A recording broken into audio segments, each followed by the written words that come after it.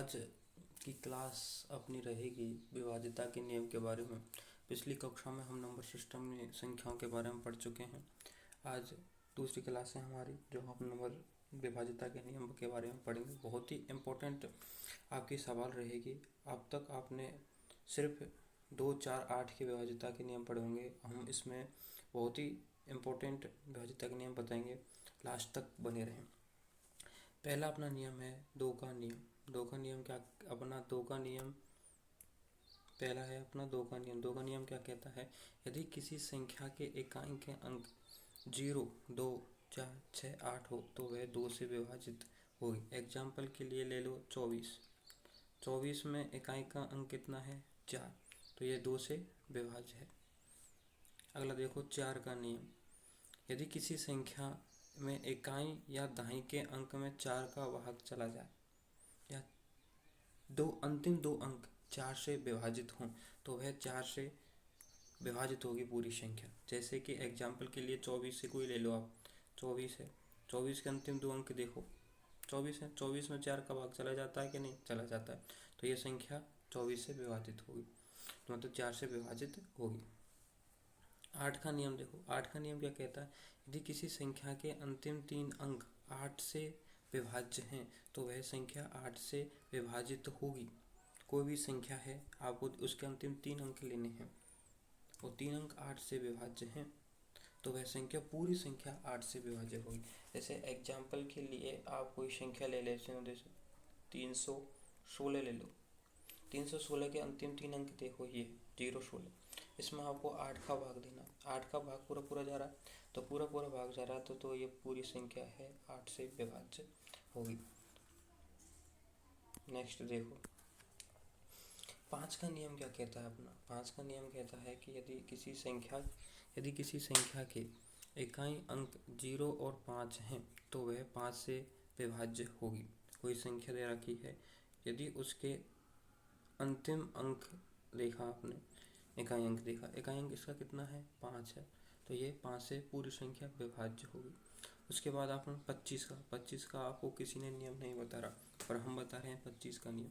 यदि किसी संख्या के अंतिम दो अंक 25 से विभाज्य हैं, यदि किसी संख्या के अंतिम दो अंकों में 25 का भाग चला जाए तो वह संख्या है 25 से विभाजित होगी। जैसे एग्जाम्पल के लिए लो 625। आपको नहीं पता कि 625 25 से विभाजित है या नहीं। आप कुछ नहीं करना, अंतिम दो अंक देखने। अंतिम दो अंक कितने? 25। या क्या 25 से विभाज्य है ये? 25, हाँ, तो ये पूरी संख्या 25 से विभाज्य। नेक्स्ट देखो 125 का नियम, बहुत ही इम्पोर्टेंट नियम है। किसी संख्या के अंतिम 3 अंक 25 से विभाजित हैं। यदि अंतिम 3 अंक 25 से 125 से विभाज्य हैं तो वह संख्या है वो 125 से विभाजित होगी। कोई भी एग्जाम्पल आप उठा लो। जैसे आपने एक एग्जाम्पल उठाया 70 125, ये है। आपको देखना है कि यह संख्या अपनी 125 से विभाजित है या नहीं।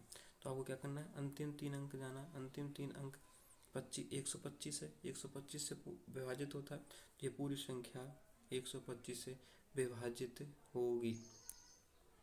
नेक्स्ट स्लाइड में देखो, अब पढ़ते हैं हम 3 और 9 के नियम। 3 और 9 के नियम एक जैसे होते हैं, थोड़ा सा फर्क है। 3 का नियम क्या कहता है? 3 का नियम कहता है कि यदि किसी संख्या के अंकों का जो योग है वो 3 से भाज्य है तो वह पूरी संख्या 3 से विभाजित होगी। और 9 का नियम क्या कहता है? यदि किसी संख्या के अंकों का योग 9 से विभाजित है तो वह 9 से विभाजित होगी। देखो एग्जाम्पल के लिए 696 है। अब आपको चेक करना है कि ये 3 से विभाज्य है या 9 से। दोनों का एक साथ ही बता देते हैं, 3 से विभाज्य है 9 से। तो डिजिटल सम, इसका आपको डिजिटल सम यानी कि अंकों का सम करना है। अंकों का सम करो, 6, 9 और 6 कितने हो गए? 6 और 9 15 और 6 21। 21 3 से विभाज्य है, तो इसमें 3 की संख्या 3 से विभाजित होगी, 9 से नहीं होगी। 9 का नियम लगाना हो तो देखो जैसे 108 है, क्या यह संख्या 9 से विभाज्य होगी? इसका योग करो अंकों का, 108 कितने अंकों का योग कितना है? 9 9 से विभाजित होता है, तो ये संख्या 9 से विभाज्य होगी। तो ऐसे आप अंकों का योग करके 3 और 9 का नियम ज्ञात कर सकते हैं। अगली स्लाइड देखो, चौथी। बहुत ही इम्पोर्टेंट स्लाइड है ये, इसको आप बहुत ही इम्पोर्टेंट लगा लो। अपना है 11 का नियम। 11 का नियम क्या कहता है? 11 का नियम कहता है यदि किसी संख्या के विषम स्थान पर अंकों का योग, जो विषम स्थान पर अंक हैं उनका योग करना है, और सम स्थान पर अंकों का योग, सम स्थान पर जो अंक हैं उनका योग का अंतर यदि 0 और 11 है, 0 हो या 11 हो, या 11 का गुणज हो, तो वह 11 से विभाजित होगी।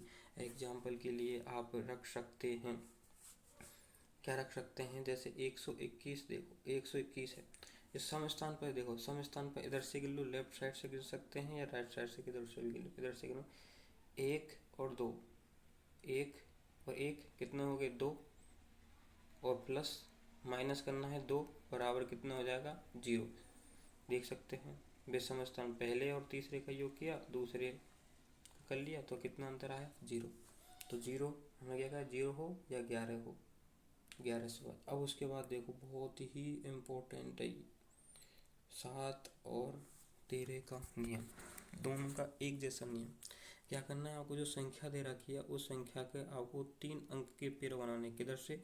राइट हैंड साइड से, राइट हैंड साइड से 3 अंकों के पेड़ बनाने हैं।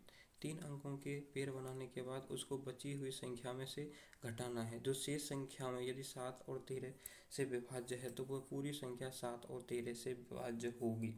जैसे कि आप जोड़ा बना लो, यह आपने संख्या ले ली, कोई संख्या ले ली, अब इसके जोड़ा बनाओ, इस इधर की साइड से बना लिए, 435 और 1 बन गया ये जोड़ा। अब 435 में से 2 घटा दो, 433। अब 433 में आपको 7 का और 13 का भाग देना है, जिससे ये संख्या पूर्णतः कट जाएगी, उसका नियम होगा। और एक नोट लगा के देख लो, आपसे डायरेक्ट भी एक संख्या पूछ लेता है कि वह कौन सी संख्या है जो 7, 11 और 13 का गुणज है, या